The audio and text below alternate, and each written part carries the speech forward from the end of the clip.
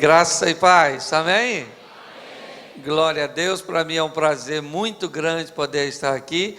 Eu confesso a vocês que era um sonho estar aqui. Eu sei que eu não precisaria dizer isso, eu acredito que vocês já sabem, mas vocês têm um dos pastores mais respeitados do Brasil, um dos homens mais conceituados no meio dos pastores, é o pastor Estevão. Um homem honrado, e eu sempre tive o desejo de estar aqui, e hoje, Deus que gosta de realizar sonhos, me deu a graça de poder estar aqui, amém? Amém. Eu quero compartilhar uma palavra com vocês. Eu vim para falar para a juventude, me disseram que esse culto era um culto voltado para os jovens, então você não repara a linguagem, certo? Que eu vou estar falando para jovem, a linguagem é de jovem, o jeito é de jovem. Amanhã eu vou estar ministrando mais para a turma serena. Então o linguajar já é um linguajar mais, né? Então eu quero que você abra a sua Bíblia, Mateus, capítulo de número 14, versículo de número 22. Mateus 14, verso 22, nós vamos ver 3 textos e vamos compartilhar 4 coisas nesse texto. Amém? Amém? Diz assim a palavra do Senhor. Logo em seguida, obrigou seus discípulos a entrar no barco e passar adiante dele para o outro lado, enquanto ele despedia as multidões. Tendo-as despedido, subiu ao monte para orar à parte. Ao anoitecer, estava ali sozinho. Entre mentes os barcos já estavam a muitos estádios da terra, açoitado pelas ondas, porque o vento era contrário. A 4ª vigília da noite, foi Jesus ter com eles andando por sobre o mar. E os discípulos, porém, ao vê-lo andando sobre o mar, assustaram-se e disseram: é um fantasma! E gritaram de medo. Jesus, porém, imediatamente lhes falou, dizendo: tende bom ânimo, sou eu, não temais. Respondendo-lhe Pedro: Senhor, se és tu, manda-me ir ter contigo sobre as águas. E ele disse: vem. E Pedro, descendo do barco, andou sobre as águas e foi ao encontro de Jesus. Mas sentindo forte vento, teve medo e, começando a submergir, clamou: Senhor, salva-me. Imediatamente estendeu Jesus a mão, segurou e disse-lhe: homem de pouca fé, por que duvidaste? E logo que subiram para o barco, o vento cessou. Então os que estavam no barco adoraram-no, dizendo: verdadeiramente és o Filho de Deus. Feche os seus olhos agora por um momento. Senhor nosso Deus, queremos continuar ouvindo a Tua voz. Fala conosco, Senhor. Até mesmo aquilo que nós não estamos nem muito animados para ouvir, mas nós estamos precisando. Fala, Senhor, usa-me como um canal de bênção, pelo poder do nome de Jesus, amém, glória a Deus, amém? Amém. Eu quero falar sobre algumas coisas que podem fazer você viver coisas grandes, coisas que podem levar você além da mediocridade, fazer com que você tenha um posicionamento de destaque, vivendo ao lado de Deus. Nós vamos dar uma olhada nesse texto, e ele começa dizendo assim: e logo em seguida obrigou os seus discípulos a entrar no barco. Na minha tradução está obrigou. Tem outra tradução aí que provavelmente não é obrigou. Tem alguém com a tradução diferente? Levante a mão. Lá, insistiu, está ali. Tem outras que é compeliu, mandou, determinou. Qualquer tradução que você tenha quer dizer a mesma coisa. Os discípulos não estavam a fim de entrar.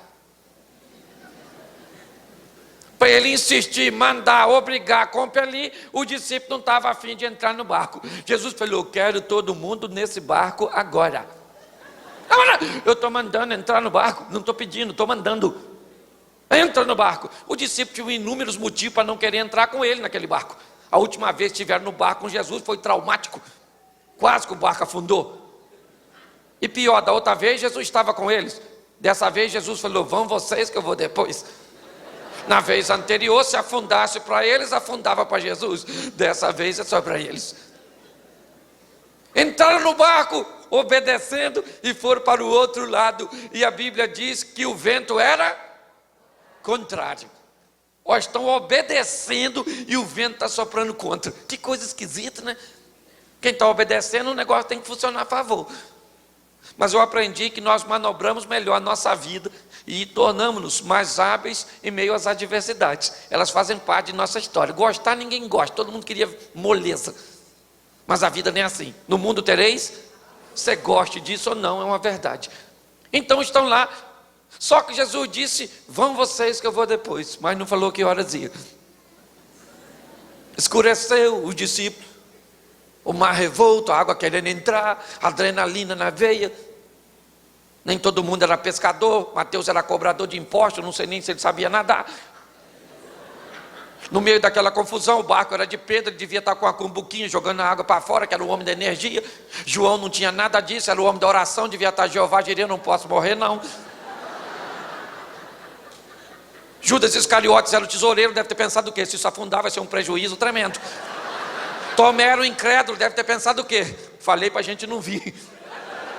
Natanael era o exigente, deve ter pensado o quê? Falei para a gente vir num barco maior. Eu não é? André era o brincalhão, aquele que estava de olho no lanchinho do garoto na multiplicação dos pães, lembra? Que André falou para Jesus, Jesus, tem um garotinho aí? Já especulei, ele tem 5 pães e 2 peixinhos. O que é isso para tanta gente? O que indica que André estava a fim de comer com Jesus o lanche do menino. Jesus aqui foi na brincadeira de André e criou na Palestina o primeiro McFish. É ou não é verdade? Então, pare e pense. Quando a adrenalina entra na veia, cada um reage de uma maneira. E o que tem aqui é medo. Todo mundo está escuro. E Jesus falou, depois eu vou. E eu imaginei eles falando. Ele falou que vinha.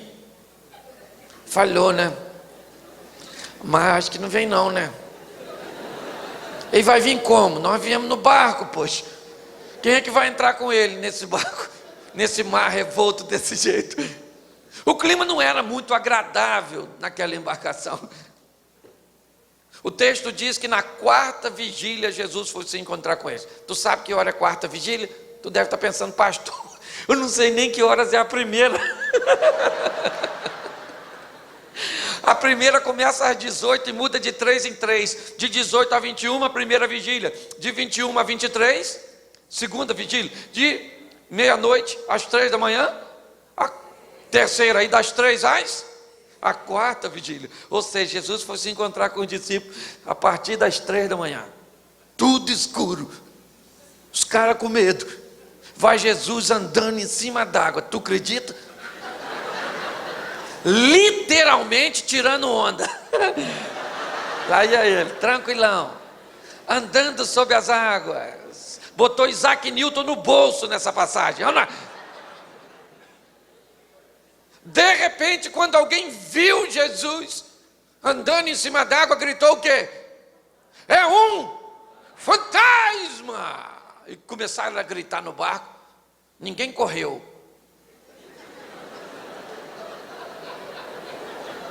Não tinha para onde correr, né, velho? E foi aquela gritaria, socorro, socorro, e não tinha mulher não, era só homem. Foi aquele escândalo, tudo escuro. De repente, Jesus disse assim, calma gente, sou eu, que fantasma, o quê? Pedro se aproxima da beiradinha do barco, olhou, é ele mesmo? Aí, se é o senhor, manda eu ir aí. O que o pessoal falou? Pedro bebeu. Não, se tinha um local seguro, naquele momento, qual era? Qual era? Se você estivesse lá, onde você ficaria? Esse é o problema, nós queremos viver a glória de Deus, mas não queremos sair do barco. Nós queremos viver os milagres de Deus, mas queremos viver na mesmice.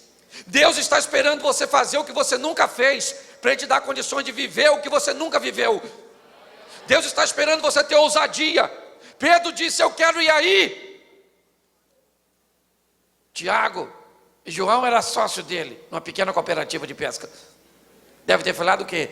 Deixa ele ir, cara. Ele não quer ir? Deixa ele ir, rapaz. Ele falou que quer andar em cima d'água. Ele sabe que não dá para andar em cima d'água, mas ele quer. Olha só, a sua vida está esperando você fazer algo que você nunca, para você viver algo que você nunca. Isso, faça algo diferente para o seu casamento. Minha senhora, beije seu marido como a senhora nunca beijou. A senhora vai ser beijada como nunca foi. Estude como nunca estudou, e você vai tirar notas como nunca. Ame como você nunca amou, e você vai ser amado como nunca. Mas faça algo diferente nessa vida sua. Ah, pastor, minha vida não acontece nada. Claro que não acontece nada, você não faz nada de diferente. Faz algo de novo, sai do barco. Fala para quem está do seu lado, sai do barco. Isso. Primeira perguntinha, olha para mim agora. Primeira pergunta: quem foi atrás de Pedro? Quem? Ninguém. E o que mais encanta é que Jesus poderia falar. Pedro diz assim: ô Jesus, eu quero ir aí. Jesus ia falar: ô Pedro, peraí, Pedro. Pô, andar em cima d'água, filho, isso precisa de uma técnica milenar. Só eu detenho tal conhecimento. Peraí que eu já estou chegando. Foi isso que Jesus falou? O que Jesus falou para Pedro? Vem, cara, tu quer andar em cima d'água? Eu vou financiar seu sonho. Eu vou dar condições de você viver o que você está querendo viver. É isso que Deus está querendo falar para você hoje. Está na hora de você fazer o que você nunca fez. Fazer algo de novo, querido. O que é? Eu não sei, para mim já me basta fazer algo de novo. Quando eu comecei a pregar, eu falei: Senhor, o Senhor me dá umas coisas novas. Deus falou: vou dar. Meu pai era diácono da Assembleia de Deus, eu ia nos cultos. Aqueles pregadores eloquentes, gritando, fazia a gente chorar, e eu chorava. Eu achava aquilo lindo. E eu falava: Senhor, o dia que eu me converter, Senhor, eu quero pregar e ver os outros chorando. Só que eu pedi algo de diferente. Comecei a pregar e ninguém chorava. Eu falei: isso não tem graça. O nego chora na pregação de todo mundo. Justamente na minha vez ninguém chora. Faça algo de... Isso mudou minha história. Fazer algo de novo. Pare e pense. Só que eu quero dar uma notícia para você, jovem, adulto, ancião, pé na cova, quem você for. Na verdade, preste atenção no que eu vou dizer. Quando você faz algo de novo, o pessoal não gosta, não. Eu imagino o pessoal, Pedro andando em cima da água, com cuidado, lógico, que Jesus falou: vem, Pedro. E Pedro falou: eu vou, hein. Imagine ele.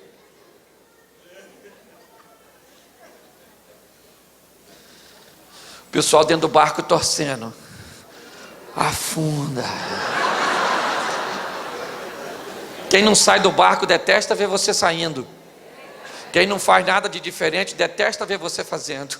Quem não alcança santidade detesta ver sua vida de santidade. O pessoal fica torcendo. E não perca tempo com quem está sofrendo ou torcendo contra. Deixa esse troço para lá. Torcer contra, fofoqueiro, tudo isso é importante para a vida da gente. Jesus, por exemplo, amava fofoqueiro, até porque era a mídia da época. Não tinha Facebook, não tinha nada. Você pode ver que quando ele curava alguém, ele falava algo mágico no mundo fofoqueiro: vá e não conte para ninguém. É uma verdade? Já era para falar mesmo. É ou não é? Então as pessoas que não conseguem fazer nada de novo, ficam torcendo para você afundar. E Pedro vai andando sobre as águas. Olha só que coisa linda. Sabe qual é a diferença desse texto? Vamos imaginar um culto na igreja primitiva. 11 homens se levantando dentro da igreja naquele culto e dizendo: gente, eu queria dizer a vocês que esta semana nós vimos um homem andando sobre... Só que num culto da igreja primitiva, um homem poderia se levantar dentro da igreja e dizer: gente, o homem que eles viram andando sou eu. Porque quem sai do barco conta milagres a respeito de si mesmo, enquanto quem fica no barco só conta milagres a respeito dos outros. Quem você quer ser?